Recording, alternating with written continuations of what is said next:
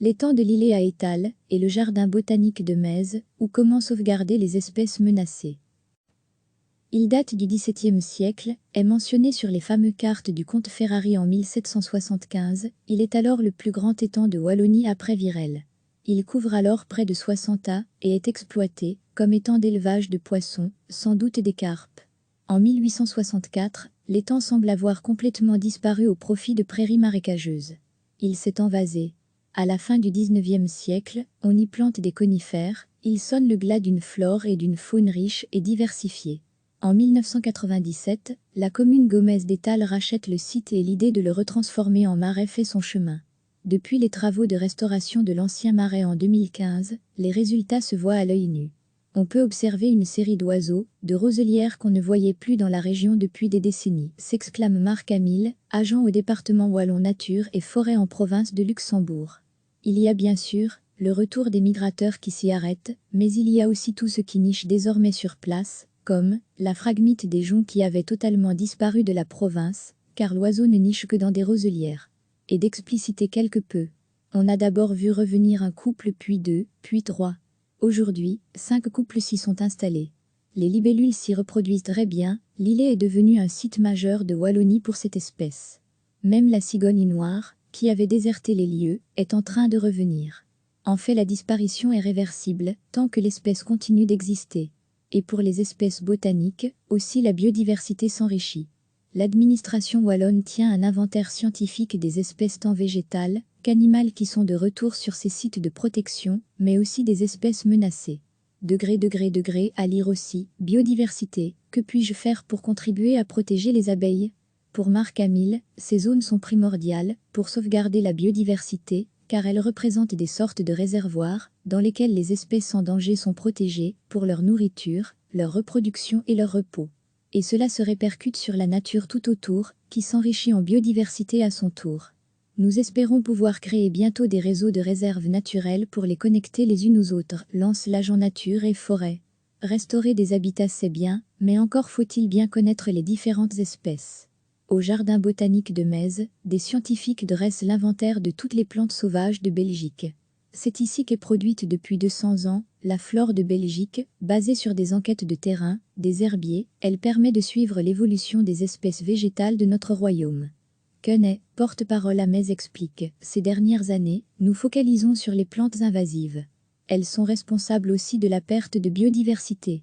Mais pas seulement, les pertes sont énormes parmi les plantes aquatiques à cause de la pollution des cours d'eau et, parmi celles qui essaient de survivre à l'agriculture intensive qui désertifie les sols. Depuis la fin de la Deuxième Guerre mondiale, près d'un tiers des espèces a disparu. Parmi les plus touchées, la famille des orchidées et la flore que l'on trouvait à proximité des champs d'épeautre, de maïs ou de blé. Là, ce sont les pesticides bien sûr qu'il faut pointer du doigt, mais aussi toutes ces graines nettoyées, standardisées qui appauvrissent la variété des espèces, poursuit Quenet. Avant, les agriculteurs produisaient des semences à partir de leurs propres récoltes, où elles se mélangeaient avec des graines d'autres fleurs des champs. Aujourd'hui, les mêmes champs ne contiennent plus que la céréale sélectionnée, et rien d'autre, ils sont devenus des déserts de biodiversité. Chez nous, sur les 1500 espèces de plantes sauvages, près de 500 sont menacées. Alors, à Metz, on trouve ce qu'on appelle le registre belge des graines, une banque où l'on met à l'abri, et on stocke à plus long terme toutes les semences de ces plantes menacées que les scientifiques collectent aux 4 coins du pays. Cette banque recèle déjà près de 40% des graines d'espèces sauvages en danger. Cette année, les efforts de collecte devraient être doublés grâce à un partenariat avec Natagora. C'est une autre façon très concrète d'aider la nature en perdition. Il date du XVIIe siècle, est mentionné sur les fameuses cartes du comte Ferrari en 1775, il est alors le plus grand étang de Wallonie après Virel. Il couvre alors près de 60 as et est exploité comme étang d'élevage de poissons, sans doute des carpes. En 1864, l'étang semble avoir complètement disparu au profit de prairies marécageuses. Il s'est envasé. À la fin du XIXe siècle, on y plante des conifères, il sonne le glas d'une flore et d'une faune riche et diversifiée. En 1997, la commune Gomez d'Étals rachète le site et l'idée de le retransformer en marais fait son chemin. Depuis les travaux de restauration de l'ancien marais en 2015, les résultats se voient à l'œil nu. On peut observer une série d'oiseaux, de roselières qu'on ne voyait plus dans la région depuis des décennies, s'exclame Marc Hamil, agent au département Wallon Nature et Forêt en province de Luxembourg. Il y a bien sûr le retour des migrateurs qui s'y arrêtent, mais il y a aussi tout ce qui niche désormais sur place, comme la phragmite des joncs qui avait totalement disparu de la province, car l'oiseau ne niche que dans des roselières. Et d'expliciter quelque peu. On a d'abord vu revenir un couple, puis deux, puis trois. Aujourd'hui, 5 couples s'y sont installés.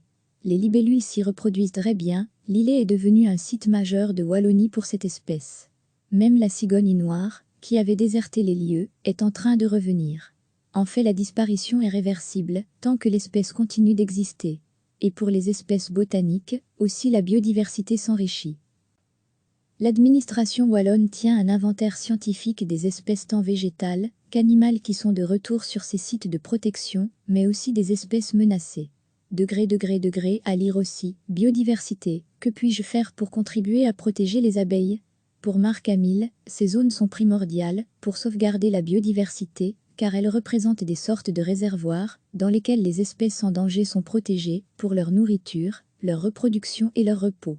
Et cela se répercute sur la nature tout autour, qui s'enrichit en biodiversité à son tour. Nous espérons pouvoir créer bientôt des réseaux de réserves naturelles pour les connecter les unes aux autres, lance l'agent Nature et Forêt. Restaurer des habitats c'est bien, mais encore faut-il bien connaître les différentes espèces. Au Jardin botanique de Metz, des scientifiques dressent l'inventaire de toutes les plantes sauvages de Belgique. C'est ici qu'est produite depuis 200 ans la flore de Belgique, basée sur des enquêtes de terrain, des herbiers. Elle permet de suivre l'évolution des espèces végétales de notre royaume. Quenet, porte-parole à Metz, explique: ces dernières années, nous focalisons sur les plantes invasives.